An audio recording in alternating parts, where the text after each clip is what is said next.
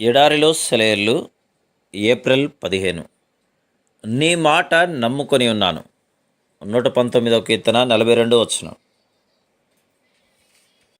దేవుడు తాను చేస్తానన్న దానిని చేసి తీరుతాడని మనం ఎంతవరకు నమ్ముతామో మన విశ్వాసం అంత బలంగా ఉంది అనుకోవాలి.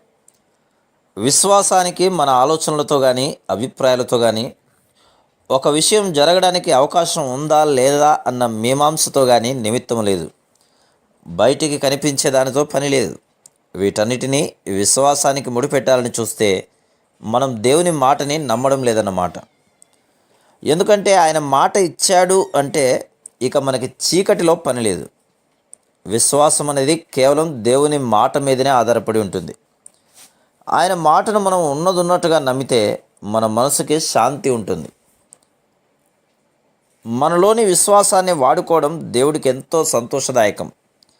మొదటగా మన ఆత్మల్ని దీవించడానికి, రెండవదిగా సంఘంలో చేరని వాళ్ళని కూడా ఆశీర్వదించడానికి. కానీ ఇలా ఉపయోగపడే స్థితి నుంచి మనం మొహం చాటు చేసుకుంటాం. శ్రమలు వచ్చినప్పుడు మనం ఏమనాలంటే, నా పరలోకపు తండ్రి ఈ శ్రమల గిన్నెని నా చేతుల్లో ఉంచాడు. ఇది గడిచిన తర్వాత ఆయనే నాకు రుచికరమైన దాన్ని తాగడానికి ఇస్తాడు. శ్రమలనేవి విశ్వాసానికి ఆహారం. మన పరలోకపు తండ్రి చేతుల్లో ఉండిపోదాం. తన పిల్లలకి మంచి చేయడమే ఆయన మనసుకి ఆనందం. విశ్వాసం ఉపయోగపడడానికి, అభివృద్ధి పొందడానికి సాధనాలు కేవలం కష్టాలు, శ్రమలే కావు. వాక్యాన్ని చదవడం, తద్వారా దేవుడు తన గురించి తాను చెప్పుకున్న దాన్ని ఆకలింపు చేసుకోవడం కూడా విశ్వాసం పెంపొందించుకునే మార్గాలే. నీకు దేవుని వాక్యంతో ఉన్న పరిచయం వల్ల నువ్వు చెప్పగలగాలి, దేవుడు ఎంత ప్రేమామయుడు అని. అలా కాని పక్షంలో నేను ఆపేక్షగా మిమ్మల్ని అర్థిస్తున్నాను. ఇలాంటి స్థితికి తీసుకురమ్మని దేవుని అడగండి.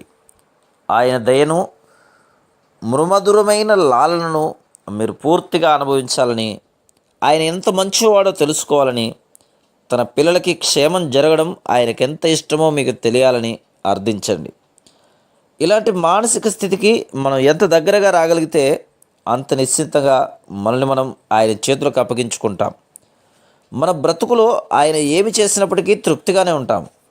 అప్పుడు శ్రమలు వస్తే మనం చెప్పగలం, వీటి ద్వారా దేవుడు నాకేం చేయనున్నాడో ఓపికగా కనిపెట్టి చూస్తాను.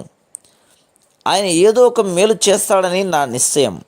ఈ విధంగా ఒక హుందాతనంతో లోకం ఎదుట సాక్ష్యం ఇస్తాం. ఈ విధంగా ఇతరులను మనం బలపరుస్తాము. Praise the lord.